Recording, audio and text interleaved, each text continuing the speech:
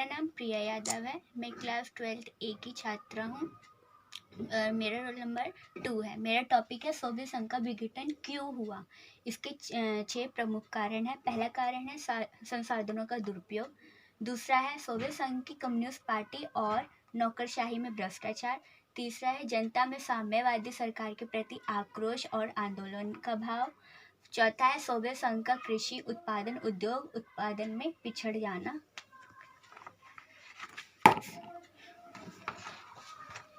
और पांचवा है सोवियत संघ पर रूस का दबाव या प्रभुत्व। और छठा है मिखाइल गोर्बाचोव द्वारा सोवियत संघ में आर्थिक और राजनीतिक सुधार। संसाधनों का दुरुपयोग। शीत युद्ध के दौरान जब सोवियत संघ ने अपने महत्वपूर्ण संसाधनों का प्रयोग हथियारों के निर्माण में कुछ ज़्यादा ही किया था, जिसकी वजह से उनकी अर्थव्यवस्था पर बहुत बुरा प्रभाव पड़ा था। अत्यंत उनकी अर्थव्यवस्था बहुत खराब हो चुकी थी। सेकंड पॉइंट है सोवियत संघ की कम्युनिस्ट पार्टी और नौकरशाही में भ्रष्टाचार। इसमें सोवियत कम्युनिस्ट पार्टी सोवियत संघ पर 70 साल से भी पहले उस पर नौकरशाही करती थी और नौकरशाही के अंदर अकुशलता और भ्रष्टाचार अपनी चरम सीमा को पार कर चुकी थी। तीसरा पॉइंट है जनता में साम्यवादी सरकार के प्रति आक्रोश और आंदोलन का भाव। सोवियत प्रणाली तानाशाही पर आधारित रहती थी, जहां पर सरकार और पार्टी का दबाव रहता था। यहाँ पर सत्ता और शक्ति की केंद्रीकरण और लोगों को स्वतंत्रता पर व्यापक निरंतर और कठोरता थी, क्योंकि यहाँ पे सत्ता और शक्ति केंद्रीकरण होते थे। लोगों को स्वतंत्रता नहीं दी जाती थी, उन पे बहुत कठोर आंदोलन भी किए जाते थे और बहुत चीज़ें वो होती थी। ऐसे में लोग सोवियत प्रशासनिक तंत्र से नाराज हो गए थे, वहाँ के शासनों से नाराज थे। इस प्रकार आम जनता ने सोवियत प्रशासनिक तंत्र के अलावा अलगावा और आंदोलन का भाव पैदा किया था। ऐसे में उनका गुस्सा अभिव्यक्त करने का मौका मिला था, जिसके कारण उनका गुस्सा फूट के बाहर आ गया था।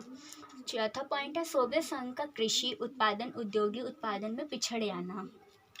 सोवियत प्रशासकों ने हथियारों की होड़ में छोटे देशों को सैन्य गठबंधन भी किए। अपने पिछले देशों पर धन बर्बादी बहुत की थी।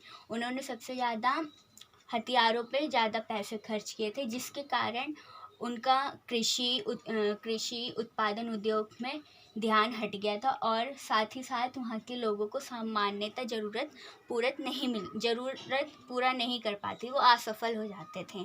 पांचवा पॉइंट है सोवियत संघ पर रूस का दबाव।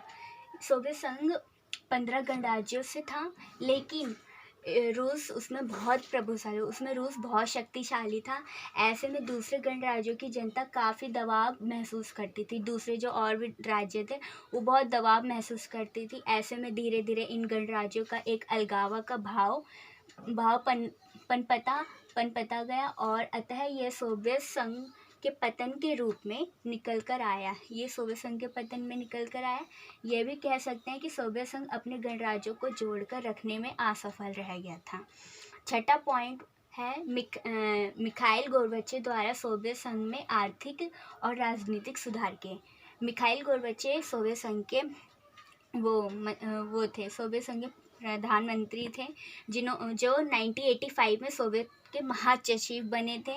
गोर्बाचेव ने सोवियत प्रणाली में काफ़ी सुधार लाने की कोशिश की, जैसे राजनीतिक आर्थिक।